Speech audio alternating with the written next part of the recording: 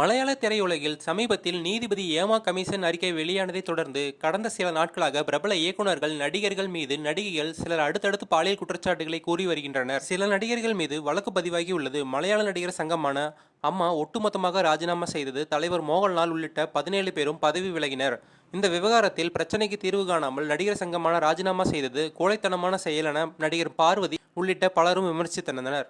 பாலிவுட்டை போன்று மலையாள சினிமா பிரம்மாண்டமானது அல்ல, கஷ்டப்பட்டு முன்னேறி வருகிறது. இந்த விவகாரத்தில் மலையாள சினிமா பாதிக்கக்கூடாது என்பதில் மிக உறுதியாக உள்ளேன்.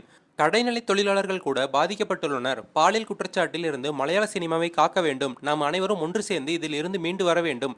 பாலியல் தொடர்பான பிரச்சனையில் அனைத்து துறைகளிலும் மாற்றம் வர வேண்டும். ஏமா கமிட்டி அறிக்கையில் என்ன இருந்தது என எனக்கு தெரியாது. ஆனால் அதை நான் வரவேற்கிறேன். விசாரணை நடைபெறுகிறது. தவறு செய்தவர்கள் தண்டிக்கப்படுவார்கள். பாலியல் குற்றச்சாட்டு பற்றி எனக்கு எதுவும் தெரியாது. இனி அது போன்று நடக்காமல் இருக்க நடவடிக்கை எடுக்கப்படும்.